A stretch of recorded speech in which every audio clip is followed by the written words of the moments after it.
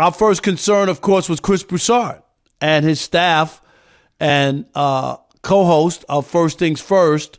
When we heard the news, as you know, the shooting, how many dead are they reporting now? Is it 2 or 3?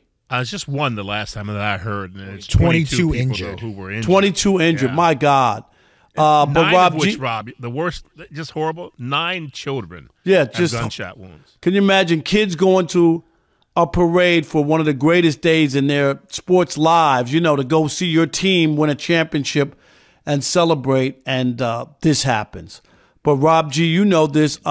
When you first thought about it, when I first heard, the first thing I thought about was Chris being there on the scene.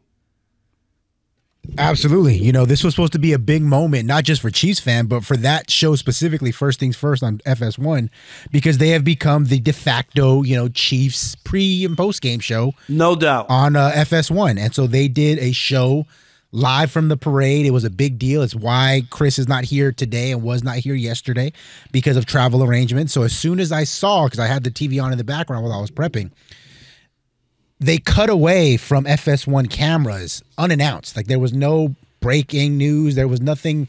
They just cut away and went directly to Fox News, and they said there was a shooting at the parade. So I immediately texted Chris Broussard. Thankfully, he responded very quickly after, saying he was okay.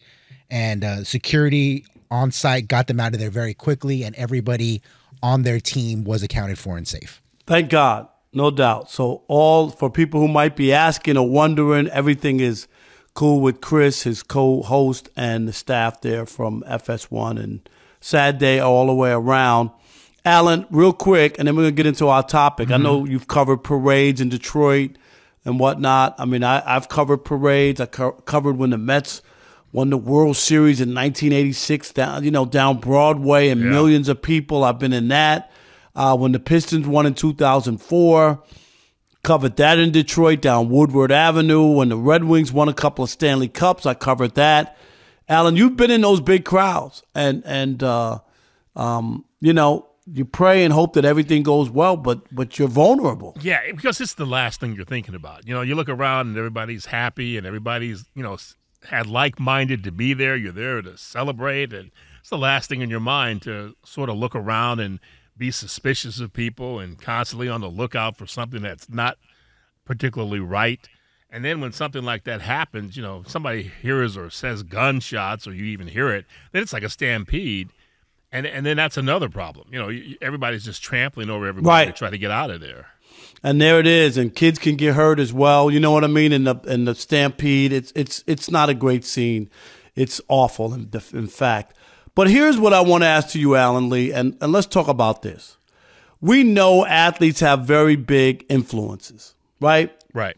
On people, there's the Taylor Swift. People are, oh my God, if she endorses Biden, he's going to win the election, because she has so many followers, and all kinds of stuff like that. But a lot of times people don't want athletes to get involved in stuff. And here's a situation, as unfortunate as it is, that maybe change can come from it.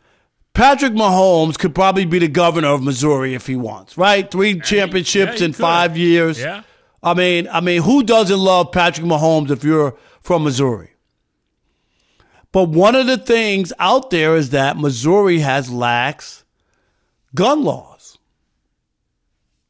Alan, they have lax gun laws. Yeah. But, Rob, and I'm not sure where you're going, but California supposedly has one of the toughest gun laws in the country. And crime, and it still happens here all the time. So, I mean, there has to be a better way, a better crackdown. Something else has to happen. No, I'm with you. There's not enough deterrent right now in this country. Yeah. Well, here's my point. Okay. Patrick Mahomes has a chance to be what they always say, more than an athlete, to transcend sports and maybe help to make change in Missouri in the wake of this. Some people don't want their athletes to say anything, especially if it's against what they believe, right? Right. Just play ball. I only want to hear you talk on Sunday after you win the game. I don't care about your political beliefs. I don't care about what you think about anything else. Other people would die and wish and hope that the athletes are more than that. And because they have a platform, Michael Jordan, and you know this, was criticized during his day. Mike was about selling tennis sneakers, tennis shoes, and T-shirts and soda pop. Allen, no, he just treaded lightly on everything. I mean, I know there's a famous quote attributed to him that he never said, but it is a trip that Republicans buy sneakers too. Like that was right. You remember that? Yeah. Where are you on maybe Patrick Mahomes in this day and age? LeBron James is a polarizing figure, not just because of the Jordan thing and who's the greatest, but because he's willing to speak out against issues. He's tweeting out, he's saying stuff, he's putting it out there.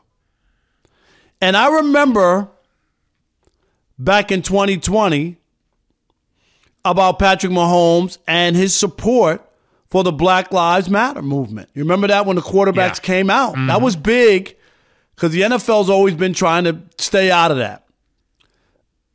And he felt like he had a platform where he could do something.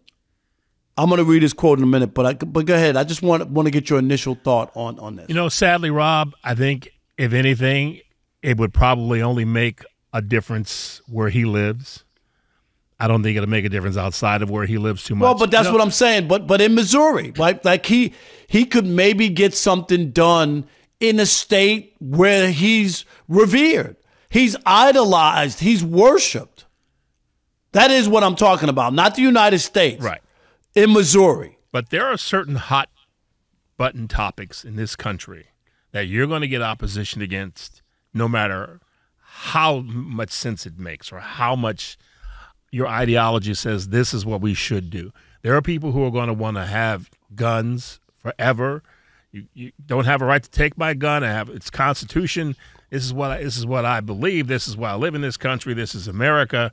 This is my right. And I totally am on people's side with that to some extent. I mean, as long as you're a law-abiding citizen and you're not using that weapon in a bad way, yeah, go right ahead. But it's the other people, and I think that is the issue to me, Rob, in this country. It's the loopholes that I don't understand why politicians don't want to close. It's the but that might be the part where Mahomes goes after those in the wake of this. I hear you. I hear you. And it's easy to say that, you know, a law-abiding. Unfortunately, the bad guys often have the weapons. You know, like right. Let's be realistic. You could say that. Oh, everybody's everybody's not a law-abiding citizen. That's why the prisons are filled. Okay, let's just be honest. Right. And let me just give you the quote.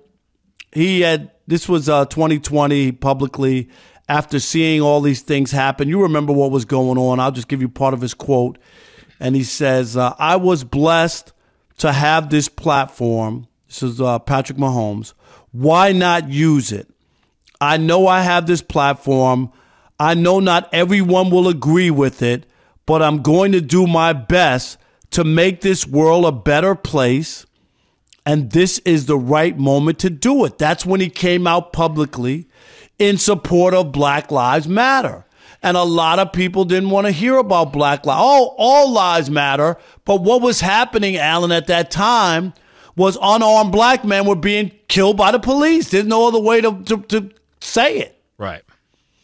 And if that wasn't reason enough to stand up and push back and say, no, we're not going to tolerate this, here might be another opportunity. And I guess that's it.